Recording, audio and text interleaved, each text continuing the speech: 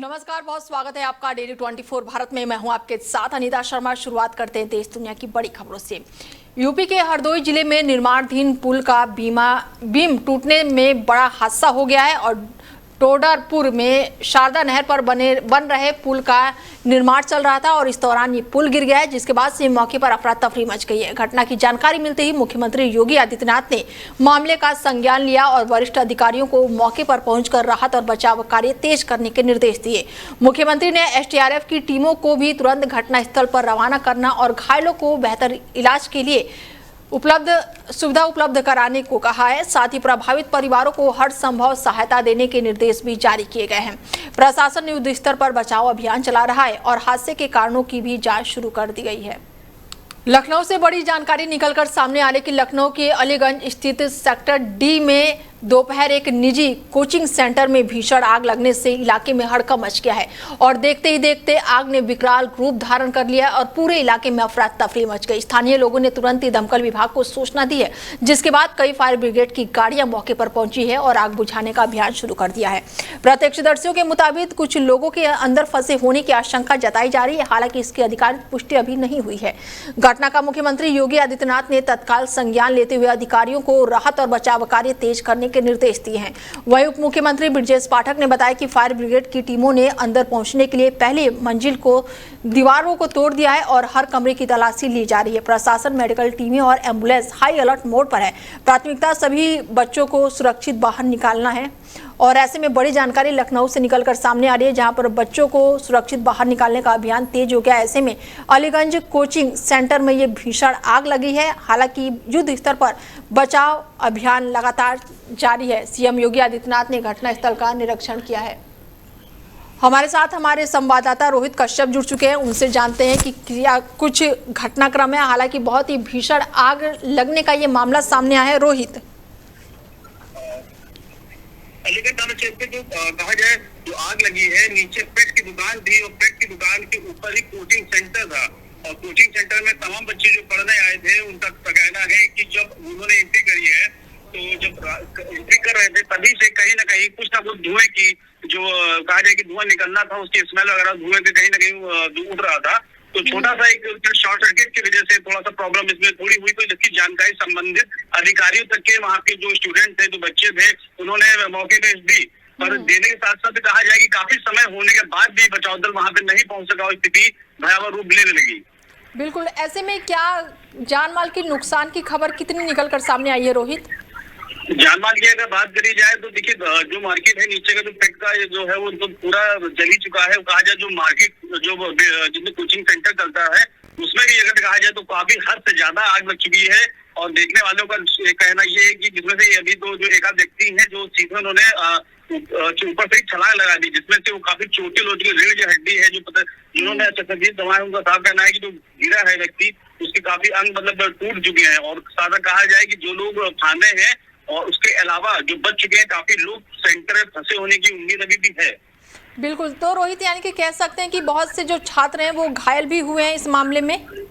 रोहित जी, मगर घायलों की बात करें तो जिन्होंने अपने आप को बचाने की कोशिश करी है, जो भी फांदे हैं वो तो घायल अवस्था में है और उनको भी कहीं ना कहीं जो संबंधित हॉस्पिटल में भी पहुंचाया गया है और जो बाकी जो बचे हुए लोग हैं वो बिल्डिंग में भी फंसे हुए हैं। अब देखना ये है कि क्या स्थिति उनकी बनी हुई है। बिल्कुल, ऐसे में रोहित कोचिंग सेंटर किसका था, क्या कुछ इस मामले में जानकारी निकलकर सामने आई है? अभी जांच, ये तो जांच का विषय है, तो जांच में जो भी अपडेट आता है तो सामने भी किया जाएगा मीडिया के। और कई बार जो बचाव दल अभी सामने जो बचाव दल है वो बचाव दल लगा हुआ है, जो बचाने प्रयास किए जा रहे हैं। जो मेन कहा जाए कार्य है उस पे कार्य में जो अधिकारी लगे हुए हैं, बाकी जैसे जो भी गतिविधि होती है वो अब तक बताई जाएगी। ठीक है, जानकारी के लिए बहुत शुक्रिया रोहित आपका। बता दें कि लखनऊ से बड़ी जानकारी निकलकर सामने आई है, जहां पर कोचिंग सेंटर में ये भीषण आग लगी है और जिसके बाद से युद्ध स्तर पर लगातार अभियान जारी है। सीएम योगी आदित्यनाथ ने भी इस मामले का संज्ञान लिया है। बड़ी जानकारी निकलकर सामने आ रही है। हालांकि उप मुख्यमंत्री ब्रजेश पाठक ने भी बताया कि फायर ब्रिगेड की टीमों ने अंदर पहुंचने के लिए पहली मंजिल की दीवारें तोड़ दी हैं और हर कमरे की तलाशी ली जा रही है। प्रशासन, मेडिकल टीमें और एम्बुलेंस हाई अलर्ट मोड पर है और प्राथमिकता यही है कि बच्चों को सुरक्षित बाहर निकाला जाए।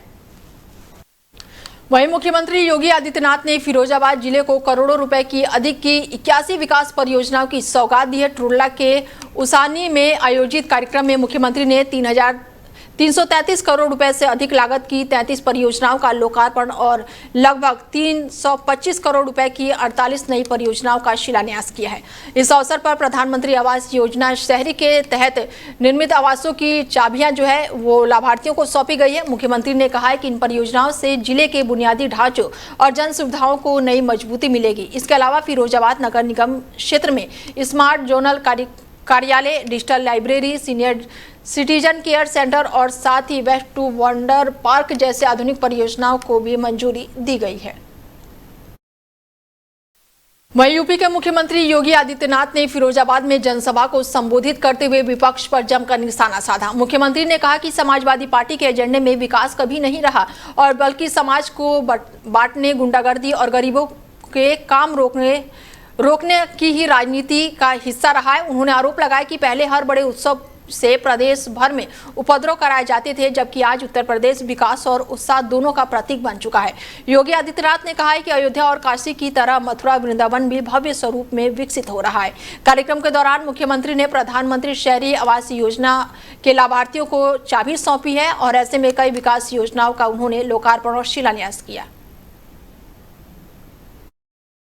समाजवादी पार्टी के एजेंडे में विकास है ही नहीं। उनके एजेंडे में विकास नहीं है।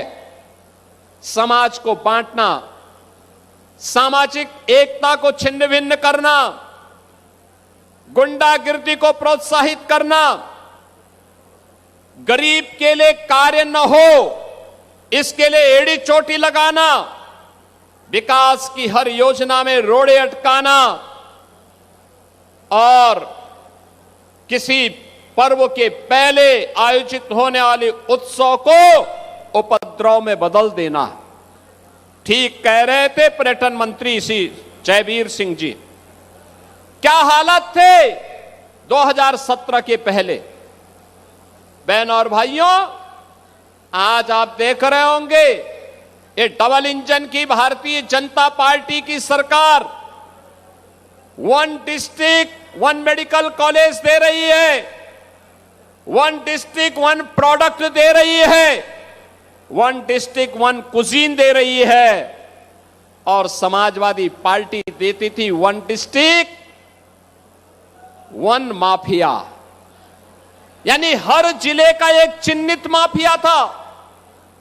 वह चिन्हित माफिया अराजकता फैलाता था, गरीब के मकान पर कब्जा करता था, गरीब की जमीन पर कब्जा करता था, अपने गुर्गों के माध्यम से व्यापारियों से चौध वसूली करता था, अराजकता का माहौल पैदा करता था। वह माफिया प्रदेश को तबाह करके रखा हुआ था। सरकारी जमीनों पर कब्जा करना, अराजकता पैदा करना उसकी पहचान बन चुकी थी और इसमें वे सीना तान करके चल करके प्रदेश में हर जगह उपद्रव पैदा करते थे।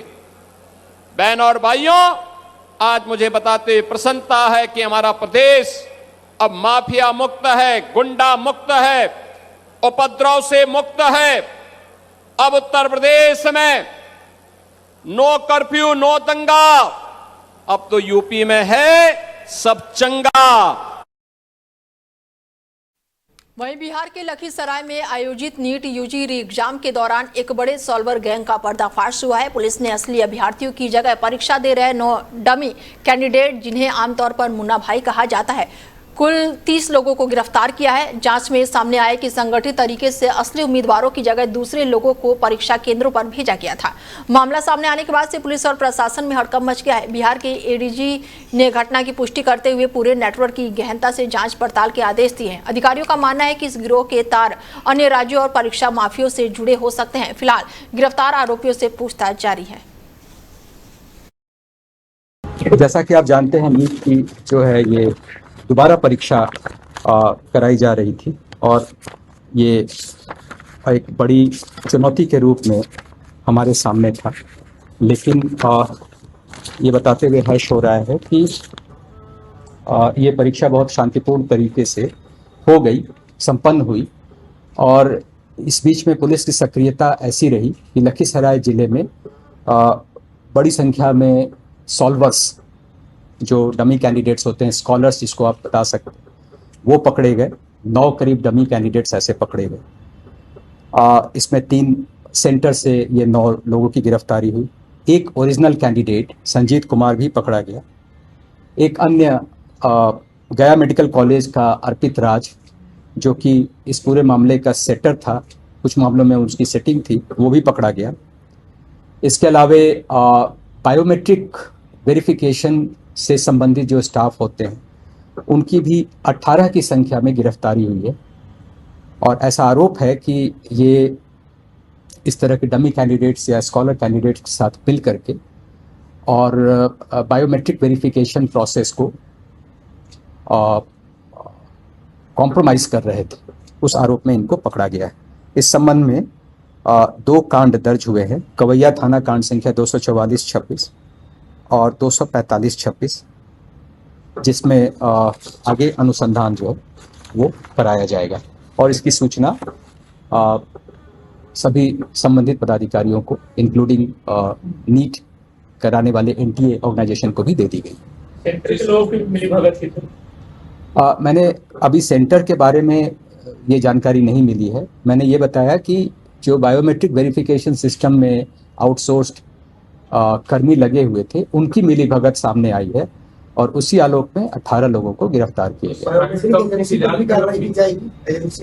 गिरफ्तार किया गया है तो स्वाभाविक है, कानूनी प्रक्रिया जो है आगे। विधानसभा चुनाव 2027 से पहले समाजवादी पार्टी के सामने मुस्लिम वोट बैंक को लेकर नई चुनौती खड़ी होती दिख रही है।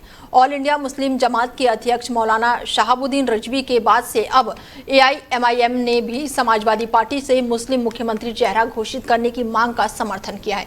AIMIM प्रवक्ता शादाब चौहान ने कहा है कि मुसलमानों ने दशकों तक सपा का साथ दिया, लेकिन अब केवल वोट बैंक की राजनीति स्वीकार नहीं की जाएगी। उन्होंने सपा के PDF फॉर्मूले पर सवाल उठाते हुए कहा कि यदि अखिलेश यादव ईमानदार हैं तो 2027 के लिए मुस्लिम मुख्यमंत्री उम्मीदवार घोषित करें। साथ ही उन्होंने दावा किया कि यूपी का मुस्लिम समाज अब राजनीतिक भागीदारी चाहता है और इस बयान के बाद से यूपी की सियासत में नया विवाद और बहस शुरू हो गई है।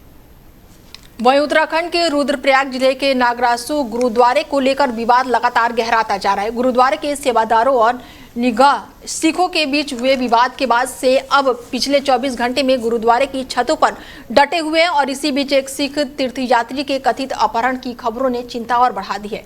प्रदर्शनकारियों ने कर्णप्रयाग में गिरफ्तार किए गए लोगों की रिहाई की मांग की है और चेतावनी भी दी है कि मांगे नहीं मांगी गई तो देश भर में सिख उत्तराखंड पहुंचेंगे और हालातों को देखते हुए सुरक्षा व्यवस्था कड़ी कर दी गई है। वहीं पंजाब के मुख्यमंत्री भगवंत मान और उत्तराखंड के मुख्यमंत्री पुष्कर सिंह धामी के बीच भी इस मुद्दे पर बातचीत हुई है। प्रशासन और गुरुद्वारा प्रबंधन लगातार समाधान की कोशिश में जुटे हैं। वहीं महाराष्ट्र विधान परिषद चुनाव में महायुति गठबंधन ने शानदार प्रदर्शन करते हुए 17 में से 16 सीटों पर जीत दर्ज की है। बीजेपी सबसे बड़ी विजेता बनकर उभरी और उनके खाते में 11 सीटें आई हैं, जबकि शिवसेना शिंदे गुट ने 3 और एनसीपी अजीत पवार गुट ने 2 सीटों पर जीत हासिल की है। चुनाव से पहले ही 6 उम्मीदवार निर्विरोधी चुने जाने से महायुति को बढ़त मिल गई थी। हालांकि नासिक सीट पर गठबंधन को झटका लगा है, जहां बीजेपी के बागी उम्मीदवार गोकुल गीते ने शिवसेना के नरेंद्र दाड़े को हराया। राजनीतिक विशेषज्ञों का मानना है कि नतीजे राज्य में महायुति सरकार की मजबूत पकड़ और लोकप्रियता का संकेत है। वहीं विपक्ष के लिए ये परिणाम आगामी चुनाव से पहले एक बड़ा राजनीतिक झटके के रूप में भी देखा जा रहा है। खबरों में आगे बढ़ते हैं और पश्चिम बंगाल में बीजेपी सरकार ने वित्तीय साल 2026 और 27 का अपना पहला बजट जो है वो पेश कर दिया है और बजट में राज्य के युवाओं और महिलाओं के लिए कई बड़े ऐलान किए गए हैं। सरकार ने 1 लाख सरकारी रिक्त पदों पर भर्ती का फैसला किया है, जिसमें से 33% आरक्षण महिलाओं के लिए रखा गया है और इसके अलावा महिलाओं के लिए बस मुफ्त सेवा और कर्मचारियों के लिए DA में 20% बढ़ोतरी की घोषणा की गई है। बजट पेश करते हुए वित्त मंत्री ने बताया है कि राज्य में 8,55,000 करोड़ रुपए का कर्ज है और हालांकि उन्होंने स्पष्ट किया है कि सभी सामाजिक कल्याण योजनाएं जारी रहेगी। राजनीतिक जानकार इसे बजट को महिला सशक्तिकरण और रोजगार के जरिए नए राजनीतिक संदेश के तौर पर देख रहे हैं। वहीं विदेश मामलों पर संसदीय स्थायी समिति के अध्यक्ष और कांग्रेस सांसद शशि थरूर की अगुवाई में 8 सदस्यीय प्रतिनिधिमंडल जम्मू पहुंचे हुए हैं और इस प्रतिनिधिमंडल में एआईएमआईएम के प्रमुख असदुद्दीन ओवैसी और राजनेता अरुण गोविल भी शामिल है। समिति 22 से 25 जून तक जम्मू कश्मीर और लद्दाख के 4 दिवसीय दौरे पर रहेगी और इस दौरे का मुख्य उद्देश्य विदेश नीति और रणनीतिक सुरक्षा से जुड़े महत्वपूर्ण मुद्दों की समीक्षा करना है। दौरे के दौरान भारत पाकिस्तान संबंध, भारत चीन सीमा से जुड़े हालातों और क्षेत्रीय सुरक्षा व्यवस्था पर चर्चा की जाएगी। इसके अलावा विभिन्न पासपोर्ट कार्यालयों का कामकाज और नागरिक सेवाओं की स्थिति का भी आकलन किया जाएगा। इस दौरे को राष्ट्रीय सुरक्षा और विदेश नीति के दृष्टिकोण से बेहद ही महत्वपूर्ण माना जा रहा है। पश्चिम बंगाल की राजनीति में टीएमसी का अंदरूनी संकट अब खुली जंग का रूप लेता हुआ दिखाई दे रहा है। टीएमसी सांसद महुआ मोइत्रा के एक सोशल मीडिया पोस्ट ने अब नया विवाद खड़ा कर दिया है। महुआ ने पार्टी छोड़कर एनडीए समर्थी दलों में शामिल हुए सांसदों पर करोड़ों रुपए लेकर ममता बनर्जी से गद्दारी करने का आरोप लगाया है। उनके दावे के मुताबिक बागी सांसदों ने कथित तौर पर 40-40 करोड़ रुपए की डील की है और इन आरोपों से नाराज बागी गुट ने अब कानूनी कार्रवाई का रास्ता चुना है। वरिष्ठ सांसद शताब्दी रॉय और काकोली घोष की अगुवाई में 20 सांसदों की वर्चुअली बैठक हुई, जिसमें से महुआ मोइत्रा के खिलाफ आपराधिक मानहानि का मुकदमा दर्ज करने पर सहमति बनी है और अब ये सियासी टकराव अदालत तक पहुंचते हुए नजर आ रही है। वहीं पंजाब की राजनीति में बड़ा बदलाव देखने को मिल रहा है। आम आदमी पार्टी छोड़कर बीजेपी में शामिल हुए राज्यसभा सांसद राघव चड्ढा अब बीजेपी की चुनावी रणनीति का अहम हिस्सा बनते हुए नजर आ रहे हैं। लुधियाना में बीजेपी के राष्ट्रीय अध्यक्ष नितिन नवीन की अगुवाई में आयोजित एक महत्वपूर्ण रणनीति बैठक में राघव चड्ढा ने हिस्सा लिया। बैठक का मुख्य उद्देश्य साल 2027 के पंजाब विधानसभा चुनाव को लेकर पार्टी की तैयारियों की समीक्षा करना और संगठन को बूथ स्तर तक मजबूत बनाने की रणनीति तैयार करना था। और इस दौरान नेताओं ने राज्य में बीजेपी के जनाधार को बढ़ाने, नए कार्यकर्ताओं को जोड़ने और चुनावी रोडमैप पर विस्तार से चर्चा की। राजनीतिक विशेषज्ञ इसे पंजाब की सियासत में बदलते समीकरण का महत्वपूर्ण संकेत मान रहे हैं।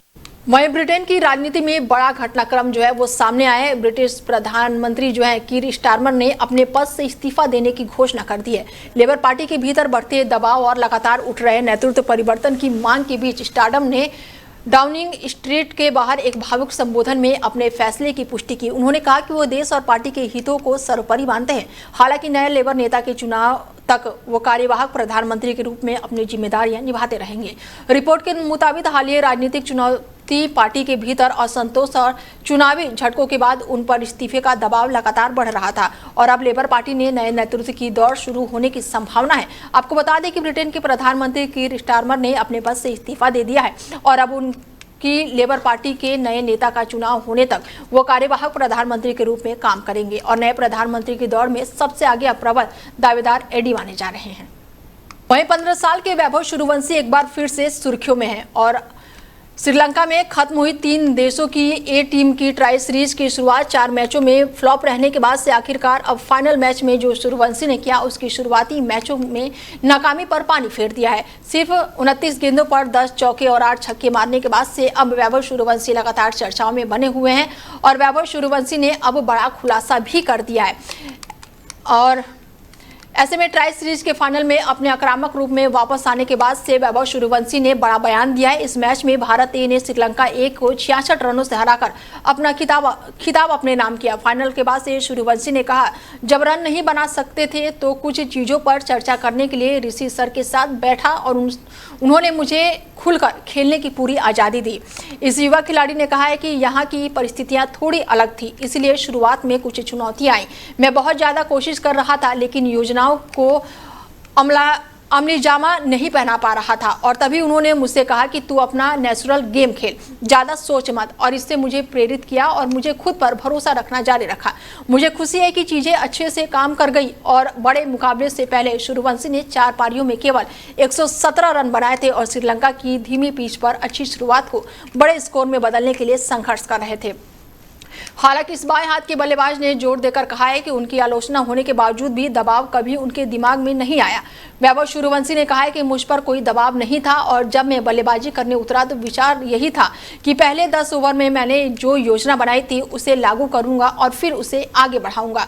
ये काम कर गया और श्रीलंका ए के कप्तान ने स्वीकार भी किया और वैभव सूर्यवंशी के इस तूफानी हमले ने उनकी टीम को तुरंत ही बैकफुट पर ला दिया और इसके साथ ही वैभव सूर्यवंशी ने शानदार पारी खेली है और इसके साथ ही टीम इंडिया को जीत दिलाई है।